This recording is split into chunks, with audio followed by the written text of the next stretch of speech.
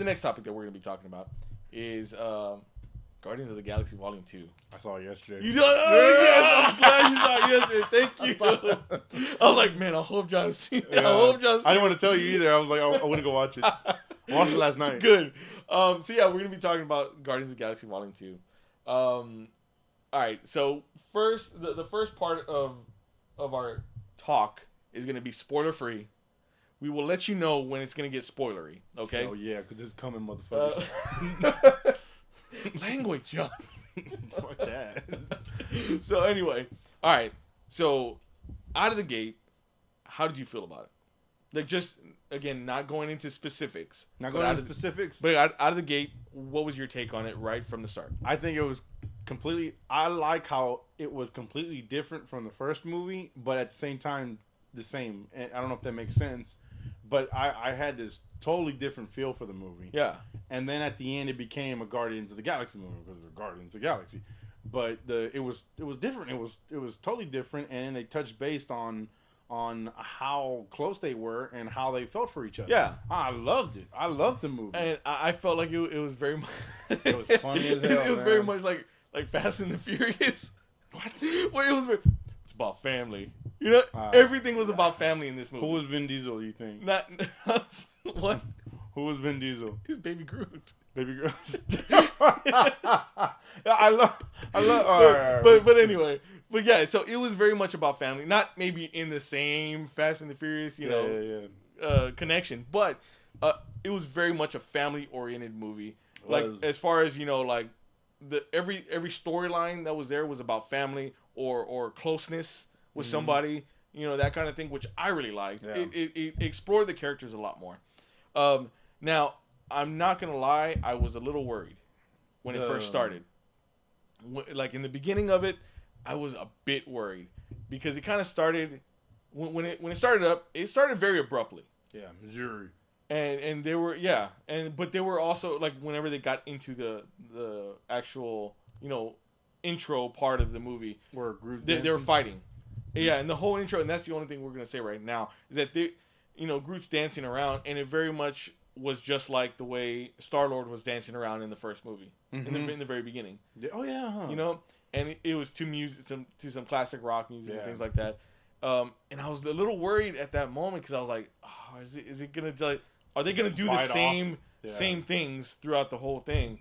So I was a little hesitant. I'm like, I want to say, like, I want to be like, oh my God, it's so great. But at the same time, I was being very reserved. Like, I hope they don't, do anything like the same as the other one. But as soon as they got into it, like past that part, and they really got into it, I was like, okay, all right, they're gonna explore these characters more. Yeah, you know what I mean. And they did very much that. A lot of fatherly stuff going on. A lot of it within that movie. And I thought they did a great job at furthering the story of the Guardians, and without making it like a absolute connection to, like, say, another movie. Yeah, they still didn't do that. You know what I mean? It felt very much like its own movie, and it wasn't like, oh, we found another Infinity Stone, guys. Not only its own movie, but still its own universe. Yeah, because they involved all these other worlds. literally. Literally. They involved all these other universes and everything. They showed different, species and stuff like that and everything. And it was still cool. I mean, they excuse me, and they did show. Gotta clap your hands for that. That's what it was. Amen. And okay, we'll get into that later. But yeah, I thought it was real cool. When are we gonna do? I guess I want to get into this, David, because it's really good. We're gonna do it. It's fresh on my memory. Yeah, we're gonna do the spoiler stuff in a few minutes. But all right, no, hold on, because you asked me. Okay, let me ask you. Okay, what did you think? Again, like I said, I thought it was great, man. I thought they hit it in the right spots where it needed to be, as far as being, again, a Marvel movie, but not feeling like a Marvel movie. Yeah, it felt very much just like a space movie, a science fiction movie, and I thought all the characters they pushed their stories even further. Oh yeah. And it didn't feel like, okay, we're we're pushing it too much, or we're trying too hard. Yeah. It felt very, very natural, the way they did everything, and there is a moment in the film, and this really isn't too spoilery, but there is a moment in the film where they separate. Yeah. You know, they kind of go their separate ways, and I almost right away I likened it to the way they do in The Walking Dead. You know what I mean? Where they separate the characters in groups a little bit, stories, and I felt like that was a perfect. They needed to do that because we weren't gonna get the same character development. Yeah. If they were just all together. Yeah. And it was just gonna be like, you know, Rocket saying something, and Star-Lord saying something, and then Gamora saying something, and Drax saying something. Lump them in their own groups and have their own conversations. Yeah. You know, like that back and forth. And you get better character development that way. I thought that was great. I thought that was perfect. Because you get the separation. When you get that separation, then you start to see, you know, different things. You get to know them better. Yeah. Exactly, yeah. I like that a lot. I thought it was pretty cool. Excuse me. There was a lot of humor. And so don't, you know, last Marvel movie we got was Logan. David gave the warning, you know, this is something you may not want to take your kids to. Yeah. I didn't, and I was like, okay, I think I may let them watch it on Blu-ray, but I gotta remember all the where hard the parts are. Yeah, so, but this one I took my kids, they fucking laughed every fucking it. Okay, what I didn't like was Drax. I think Bautista's jokes. I think they're funny. I think they're hilarious when he's like, no, because you are beautiful. Yeah. On the inside. No, those type of jokes. But when he's like pushing it, those,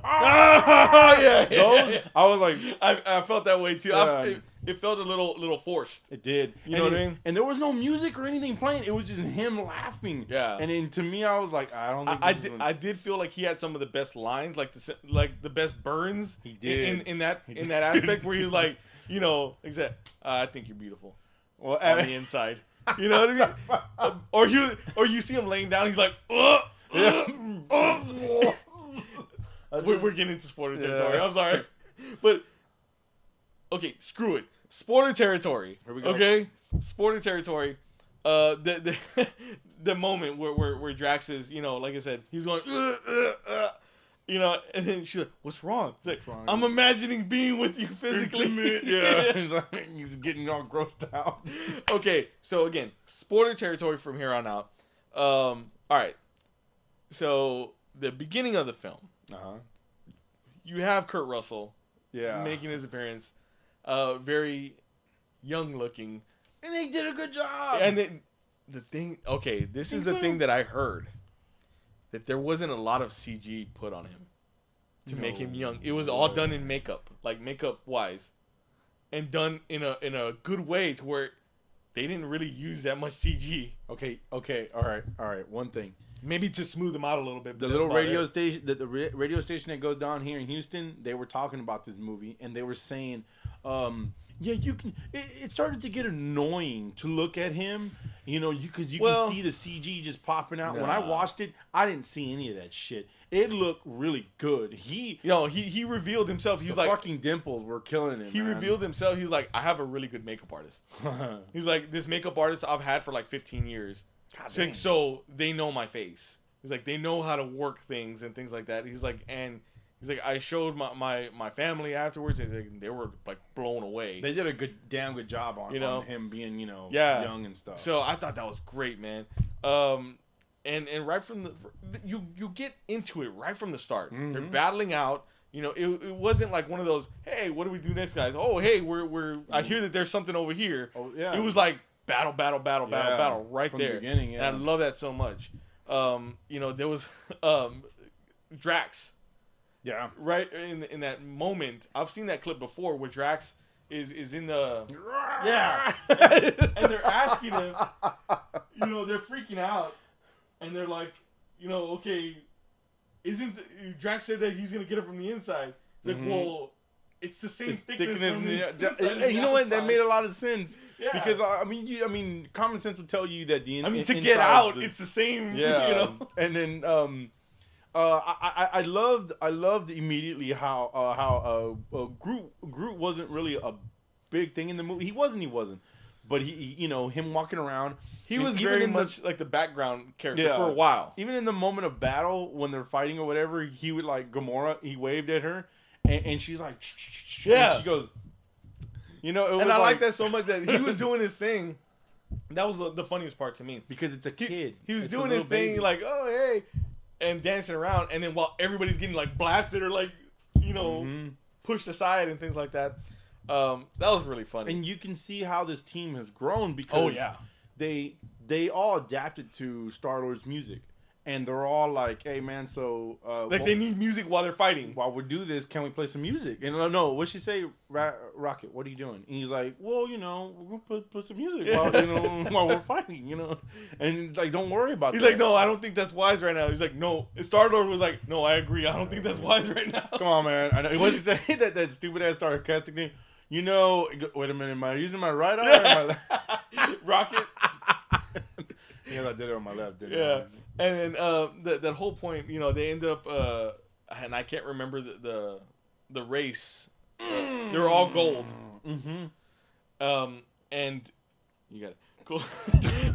They were all gold, and they were very, like, the perfect, perfect person. Blunt? No, that wasn't. No. I lied to my wife. I lied to my wife. Totally was. And then, they do stuff like, okay, they meet them because they were trying to get these batteries back. Yeah. That's what it was. Yeah. And then Rocket goes and steals them again. He's like, you want to buy some batteries? And causes some shit. And he's like, what did he say? He's like, oh, you guys aren't such douchebags or whatever like we thought. And because they said something smart aleck towards Star-Lord. And then he starts like winking his eye like, oh, I winked with my wrong eye, didn't I? Did I wink with the wrong? Yeah. So that was really funny too. Again, the whole movie was really funny. It was, man. It right after that they get chased. They get chased and they're being chased by these by the gold people. The way me and Dave are gonna put it, the gold people. They're chasing them because they figure out that Rocket and the Guardians have stole these batteries. And while they're being, chased and everything and being shot at and everything, all of a sudden, bam, something just destroyed hundreds and hundreds of these, what's the just? Who's it? Jose. It was Jose. And, so they get, they get saved by an anonymous person. Oh, the 1-inch man. Remember? Oh, yeah. they get saved by the 1-inch man. And then they make a jump and they get to safety and everything. And they crash land on this planet and everything, and then an argument bust out, right? So argument bust out, and then just to clarify, the 1-inch man that they saw save them on a starship was, Caruso. Well, they didn't see; they just saw somebody. 1-inch man. And then when they landed, his ship came down and he made his appearance. Yeah, he made his appearance, and I was thinking, I was like, man. That's Ego, right? Because that's who it is, Again, spoiler alert, that's what we're doing. And it's Ego. And I was thinking, come on, man. This is probably the same thing that I had watching the movie.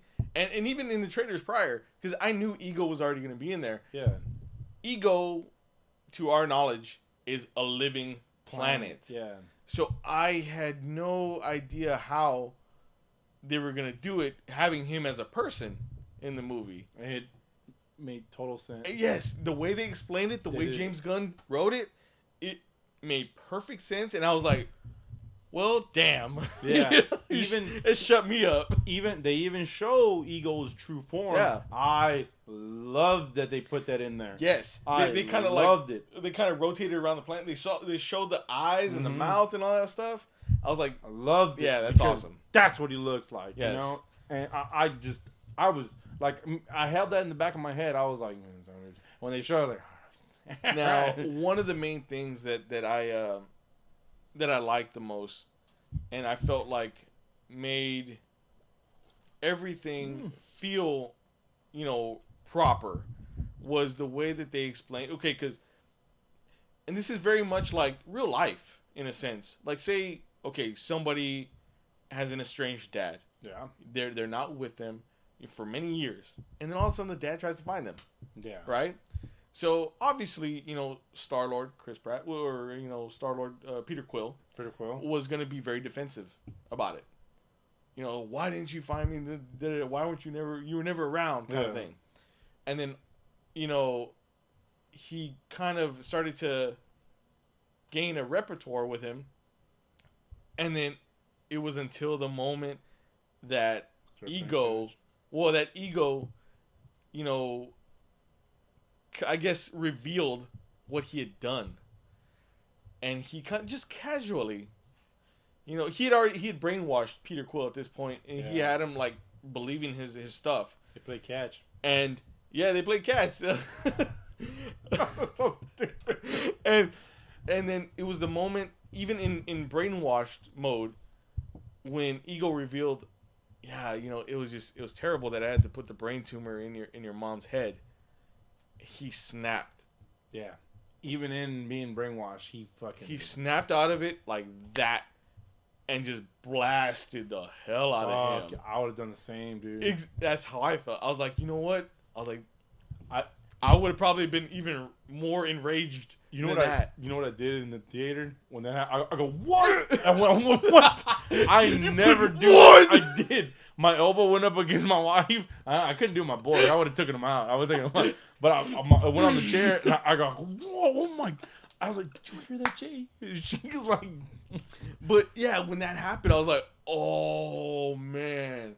I was like, that's fucked up. It makes it again furthers the story, connects the second movie to the first one, and solidifies like Star-Lord's place in like, I hate you, like I want to take you out, kind of thing. Fucked him up, man. And then from there on out was the huge battle with Ego, and the thing that was revealed was that Ego was basically like a gigolo. Yeah, he's fucking everything that moved. Yeah, like every alien race, every creature out there, every whatever, to find. He was making kids. Yeah. To find the right one that would help him. That would become spread himself. Yeah, that would help him become a god. Spread Ego everywhere else. Because apparently the other ones they weren't godlike, I guess. But they couldn't handle it. Yeah. That's what it was. So did he fall in love with the aliens, or did he just fall in love on Earth? No, he said he did because he returned 3 times. He said. Well, I guess maybe in that sense, maybe he did have a little bit more of a connection with Star-Lord's mom, but he would travel from planet to planet or universe to universe, and just screw everything. Oh, okay. All right, now check this out. Because while I was watching this movie, it reminded me of something. Now, if you guys are familiar with Futurama, there's an episode where they go onto the internet, right? And what they do is they hook up to the internet. They put on these visors and everything, and they're in the internet. They're flying they're around. in the internet. No, really, they're like flying around. Yeah, and they're playing games. So they're playing 3D games, and Fry is like stoked. He's just like, they're like, have you ever played a video game, Fry? And he's like, yeah, I've never played video games. And he starts killing everybody.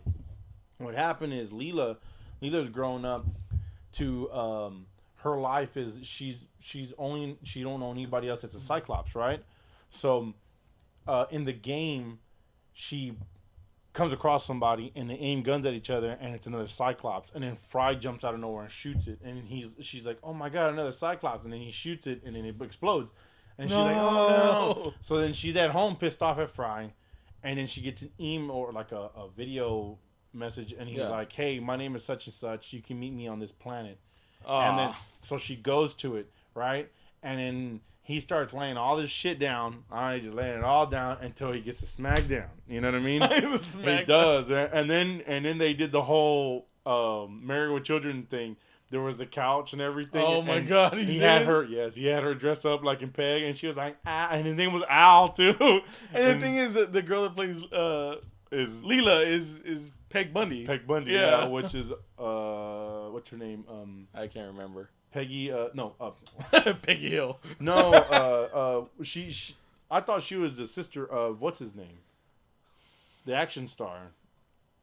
She is Katie Seagal. Katie Seagal. There she you is. Go. No, she's not. Yeah, she is. Nah. She's related to him. All right. I don't know his sister. So Katie Seagal, and she came out, ow, and or something like that. Anyways, what happened was at the end of that episode, they find out that he was like a chameleon. That's I was gonna say that. I haven't seen the episodes. I was gonna say maybe he's like a morph type of guy. He was, and just screws everything. all the wives showed up. And they were all in wedding dresses and everything. And the reason why different creatures, different aliens, creatures, and everything. That's what it reminded me of. Yeah. Basically what Ego did is he flew around all the universe and he planted his seed everywhere. And also he planted his seed. Literally and metaphorically. He basically literally and literally. Besides the plant, he planted a plant in every planet to consume the planets. Yes. You know what I mean? To basically spread himself. Yeah. Everywhere. So he can be everywhere at once. You know? Yeah. And the revelation that happened when and again, there was a lot of family stuff going on. Gamora and Nebula were added to. Yeah. On that planet. And they were the ones that kind of discovered that. Yeah. And they saw like skeletons everywhere of all different kinds. Yeah. And that's when, Gamora was like, what the hell's going on? See, David's right about that. There was a lot of just not only Star-Lord and Ego, it was Gamora and oh goddamn, what's her name? Gamora and Nebula. And then there was the bond between Rocket and Yondu. Yeah. And then the bond between Star-Lord and Yondu. Damn. That was now, okay. Oh, wait. This is it was there, yes. Man. The Thrashers. Now, I loved. Okay, from the start of the film, they were like messing with Rocket a lot, and I was kind of going into like, man, they're really dogging on him a lot. But it was him. Well, it was him, but at the same time, one of the funniest ones though, they called him a trash panda. Oh man, and he was like, is that good? He's like, no, that's way worse. He's like, that's way worse. They called him everything. They called him a rat. They called him a triangle-faced monkey. And the monkey goes, and then he was like, is that good too? He's like, nobody knows. So that was hilarious to me. But at the same time, after the insult happened and I laughed, you see Rocket and he was just like, it hurt his feelings. It hurt his feelings. And it was very visual. Like you could see it.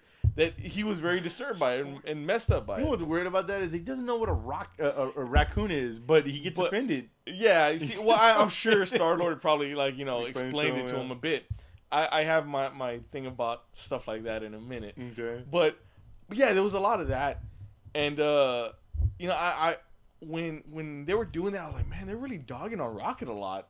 Like partially through from the beginning part, maybe almost to almost the midway through the movie. Mm-hmm. I was like, man, they're really dogging on him a lot.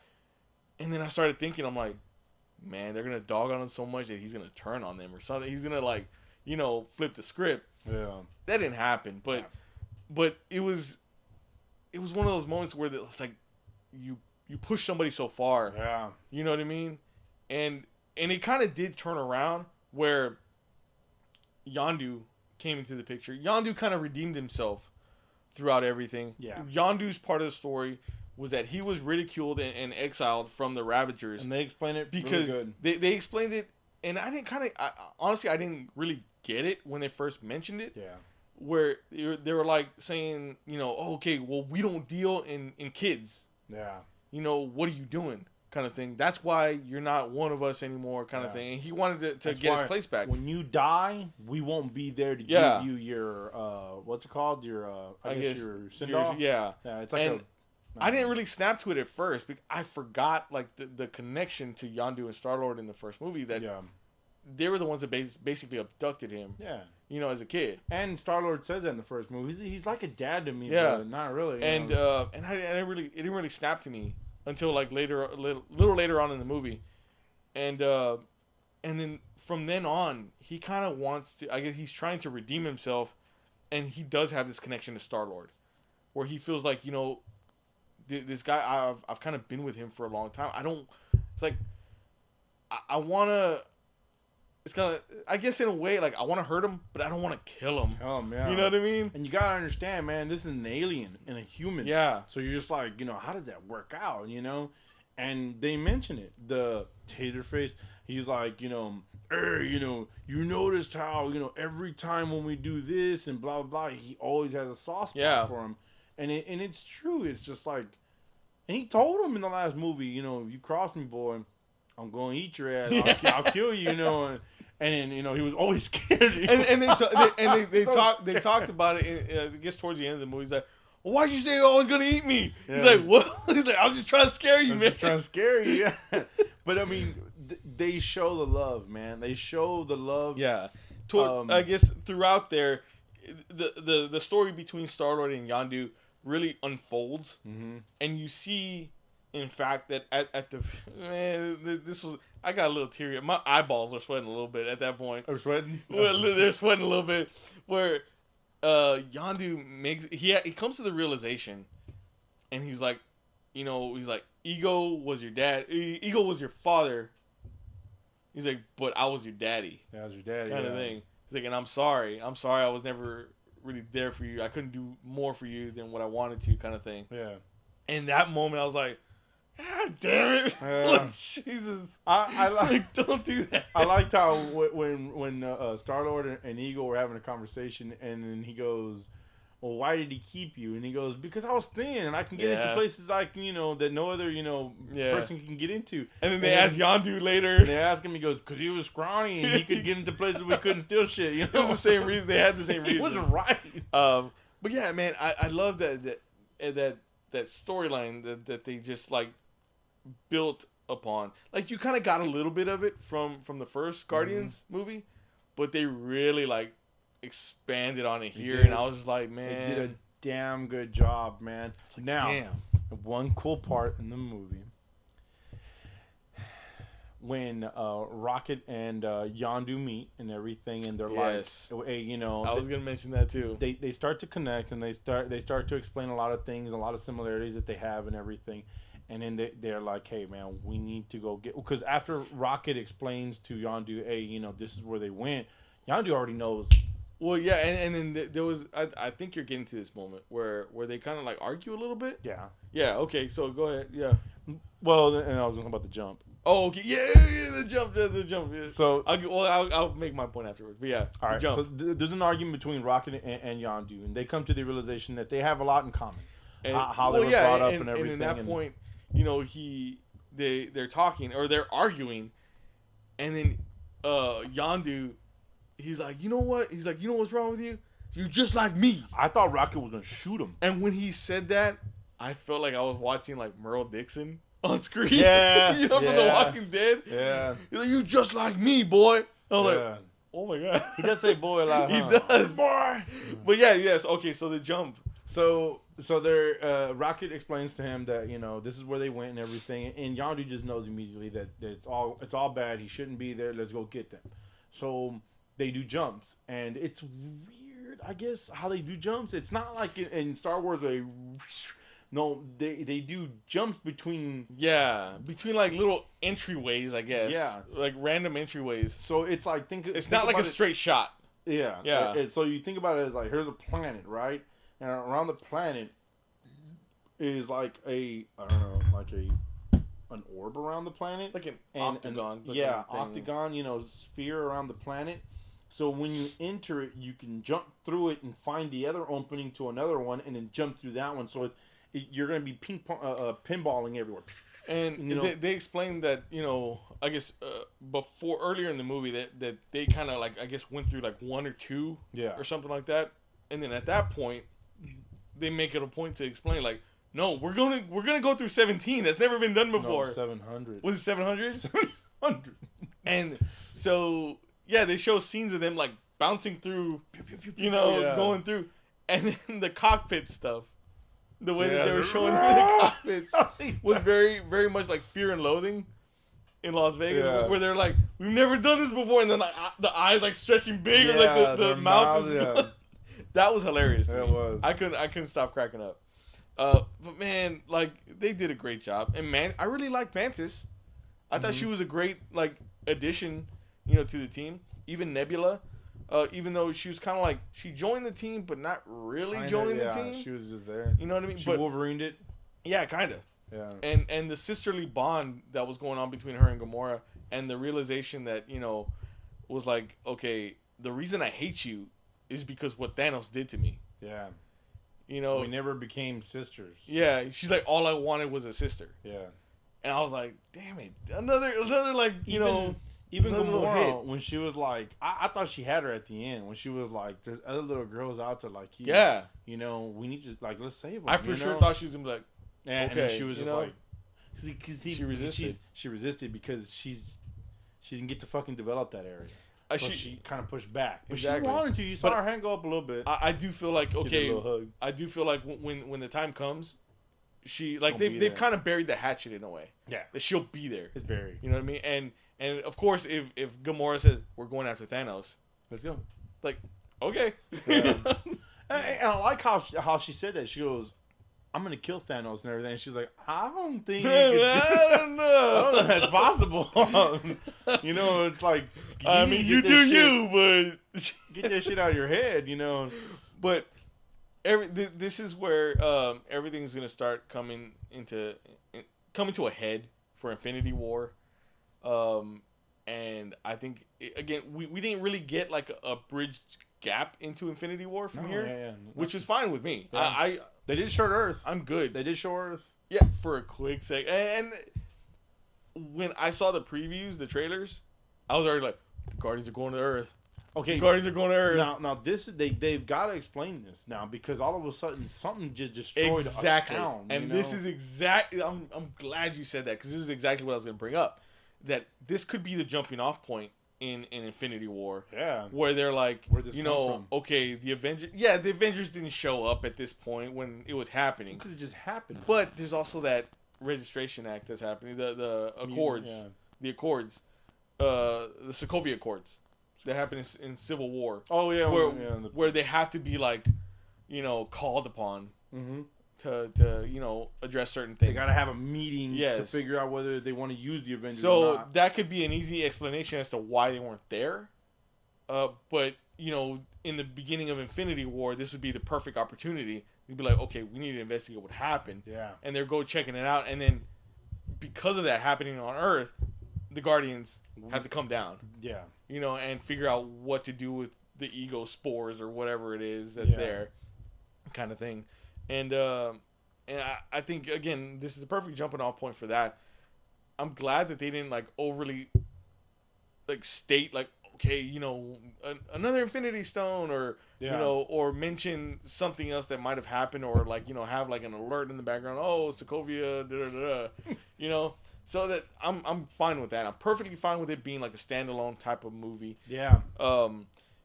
Now, I have heard that Volume 3 is going to be the jumping off point for everything moving forward. All right.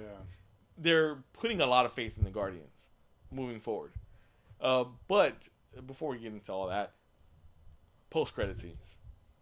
Oh, there's 5 of them. Okay. Before that, and a good spoiler alert, because I want to fuck everybody's day up. Yondu dies. Oh yeah, Yondu dies. See, but he does it in the best possible way. Like we were talking about when he was talking about the daddy thing. Like Ego's your father, but I'm your daddy. Mm-hmm. It was at a moment where he saved Star-Lord's life. Yeah. And it was. I gotta do something good, boy. Yeah. And real quick. There are so many celebrities that come into this movie. Yes. And it blows your mind every time they come in. And I don't know if you realize who they are. There's Sylvester Stallone. Yeah. David Hasselhoff. David Hasselhoff makes a quick cameo because Ego can make himself into whoever. And Star-Lord always felt like David Hasselhoff was his dad. Yeah. He always says stories. And I want to say Jet Li's wife. Yeah, Michelle Yeoh. Yeah, is in it. I think that's his wife. I think.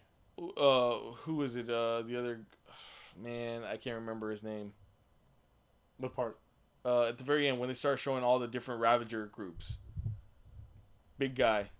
Dude from Oh man. Yeah, I know you're getting the same thing. The dude from Pulp Fiction. Yes, Ving Rhames. Ving Rhames. Yeah, he's in it. Yeah. He's in it. And there was a couple of other people.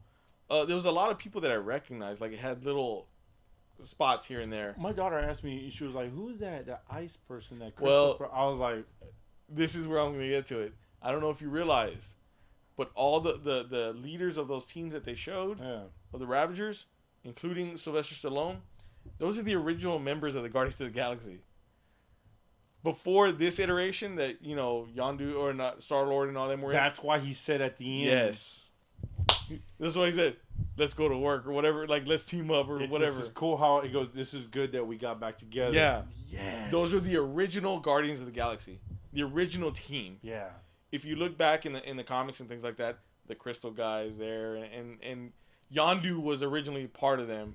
Big Finn Yondu, and it's gonna be interesting to see how they're gonna maybe include them moving forward, or if moving forward that's gonna be the Guardians.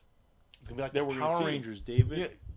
Well, James Gunn had already basically confirmed, like this is. I guess he's kind of stated like this is his Volume 3 is gonna be his last one. Guardians. So there's more. Yeah, and this is gonna be his last go around for Volume 3 as director. He's like, who knows? I guess who else is gonna bring something new to the table? He's like, but this is the last. This is the last movie. Volume 3 is gonna be the last movie of this iteration of the Guardians of the Galaxy. Yeah. So people could leave, people could die, and more new members could join in. Or it could be a whole new team. Yeah. So it's kind of up in the air. It's kind of exciting to know that, though. It's just like the Avengers. Yeah. The Avengers have had so many members. Yeah, they've had so many people come in and out. Yeah. So that's a big to me that's a big plus. I know it's kind of maybe scary or a little worrisome to some people because they're like, well, how are we gonna get to how are we gonna get used to new people now after 3 movies? So who knows? But I like that fact. I think I like that they're going to interchange people out here and there. I have a feeling that they're going to end up doing a Star-Lord solo movie at some point. Nah. I think so. I think they're going to do a Groot movie. I think they would. Groot and Rocket movie would be really good. I think, yeah. Like a team-up movie? But yeah, so, okay. Oh, the endings. Yeah, so the endings. Okay. There's 5 endings. I thought I count 3. I don't know. 5. I know, but I don't know. I just seemed like 3. I don't know. One of the biggest ones. Well, one of them was Kraglin, which is like Yondu's secondhand guy. Oh, yeah. He was trying to command the arrow. That was an ending? Yeah, that was one of the endings. Right. He had the fin, Yondu's fin on, and he was trying to command the arrow. And all of a sudden he sends it around, and it gets stuck in Drax's throat. And he's like, that was really good. It hurt so bad. And it went on for a little while. He's like, Sounds really funny. But the way it played out is that it was all unexpected because the arrow was flying around. Yeah. And then, it landed on the ground. So many times it kept dying and he couldn't control it. And then it just went through the wall. Yeah. And right in the fucking Drax's. One of the next ones was showing that alien race that they showed in the very beginning. That they kind of ended up the whole way through. Who was that? They were like in it kind of here and there, like trying to go after the Guardians. And they were all in gold. They were like the perfect specimens type of thing. So they say. Now, the main woman, I guess the queen, you could say, was she was basically saying that they've created somebody that's gonna kill the Guardians, that can hunt down the Guardians and kill them. More perfect than. Yes. And then they pan around and it's like this big machine, this big cocoon looking thing. Yeah, and my daughter goes, she's like, I'm gonna she said, I was like, what? And we're gonna call him Adam. It's Adam Warlock. Warlock. Yes. Oh, what? So that's Adam Warlock in that cocoon. My bad. So, they're that post-credit scene pushes it to the future of future movies. Yeah. So Adam Warlock is going to be in, I guess, a thing that's going to happen, whether it be in Infinity War, which would make sense because he played a big part in the Infinity War comics. Yeah, he did. Or either that, or didn't he or beyond. Didn't he put the gauntlet on? He did put the gauntlet. He did. Yeah, he's had the gauntlet. I think at numerous times. There was a what if too in there where I think he had. He kind of took over, right? Kind of like he what killed if somebody. Yeah. He went boom. Yeah. Or was it Surfer that killed him? No, I think it was the other way around. Something to that degree. Something like that. Adam Warlock had all the power, kind of thing. So moving forward, that's going to be a thing. You know, I think people have been waiting for that since they kind of caught a glimpse of something like that. Damn. In the first Guardians. What? Who would play Adam Warlock? And that's the big question. I don't know, man. Man, what do you mean? I don't know. Put fucking we were just talking about him. All right. Matthew McConaughey? Yes. Matthew McConaughey, fun fact, was supposed to be Ego in this movie. Oh, really? He had been approached first to be Ego. Okay, but think about old Adam Warlock. He had the goatee lock. Yeah, no, yeah, he had like the feathery hair. Now, Matthew McConaughey. Think about Matthew McConaughey in Dazed and Confused. Yeah, I know. That's him right there. What was the next? The next one, was Stan Lee. Was Stan Lee? Stan Lee. This basically confirmed. We had talked about this before. Mm-hmm. This post-credit scene basically confirmed who he was throughout the Marvel universe, Marvel Cinematic Universe and beyond, Fox movies, Sony movies, all that. Basically, he's a Watcher. Yeah. He stood there with Watchers and was, kind of saying, "Hey, where y'all going? I need a ride. I need a ride home." Even through the jump, when they do the jumps. Yeah, there's a scene in there. There's two scenes of that. And he's talking about being a FedEx driver or a FedEx guy. So that's really cool. It was a really funny little thing. So cool, man. And I thought that was very honorable for them to do for Stan Lee. One of the next ones was Teenage Groot. Yeah. They show Star-Lord going into a room, and there's vines and leaving your stuff limbs everywhere. Groot. Just like you would, would talk to a kid. Yeah. And he's playing video games. And he's like, that's why you need to get your head out of the video game.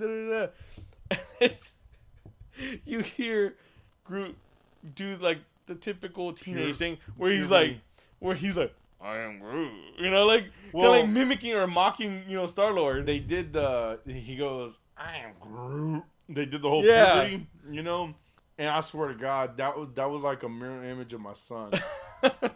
Man, dude, and I love that. I actually like that. Even like Star-Lord, he was standing there. Yeah, what were we doing? He was doing the whole mom. No, so that was. I thought that was one of the best. Yeah. One of the best. I guess after credit scenes that didn't really.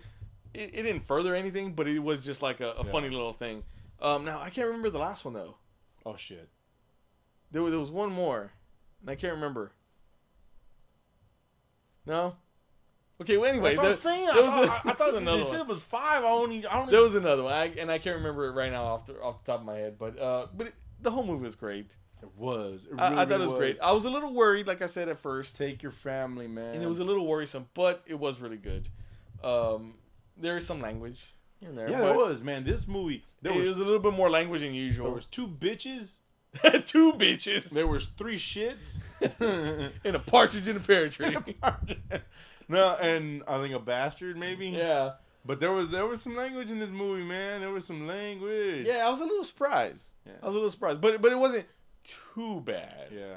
But still, I was kind of like every time they would say something, I'm like, "Whoa, Matthew!" I was like, "Matthew, look over here, man! Like, pay attention to me." When we left, my daughter was like, "Yeah." She was like, "Yeah, my daughter's 13, but still, she talks to me like the teacher used that word that Star-Lord said today." I was like, "Which one?" She was the B word. I was like, "Damn, like, what's going on at school?" Text the teacher right now. Like, yeah.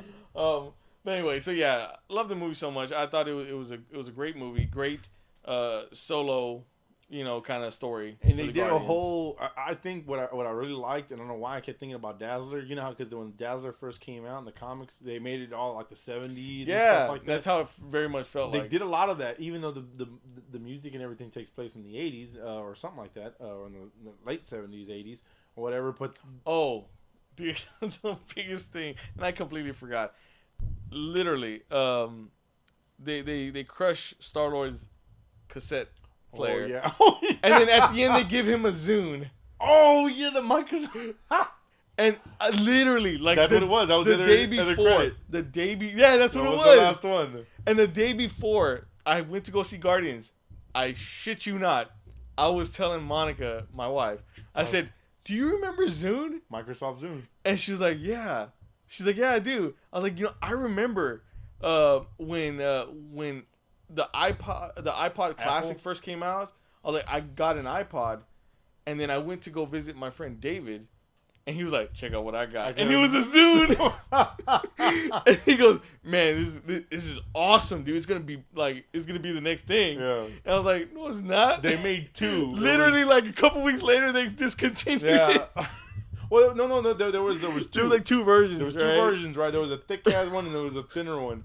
But it was funny because they go. He goes, hey man, here, we eventually went to Earth and we found this in the trash. Is what he said, and he goes, there's about 500 songs. Yeah, he's like 500 songs. 500 songs. And then he's sitting there and he's listening. That was the perfect endpoint. Like, oh my god, okay, that was good. That was good. That was a good little ending to it. I was the only one that when I saw the Zune, I was cracking up. Nobody else was laughing. I was cracking up, and I looked at her like, "Are you serious right now?" I was like, "I just was telling you about the Zune." I wanted one. I remember when David told me about the other David when he was like, "I got the Zune." Oh man! And I in my mind, I was like, "I want one too," but I don't want. I thought about it for a good second myself because I was like, "Man, I can play video pretty good." And you could sync to your Xbox. Yeah. Because Xbox and PlayStation, they give you that choice whether if you want to play your music while you're playing your game, especially like on Grand Theft Auto. I was like, "This is so great! I'm an Xbox guy. I want to play my music,"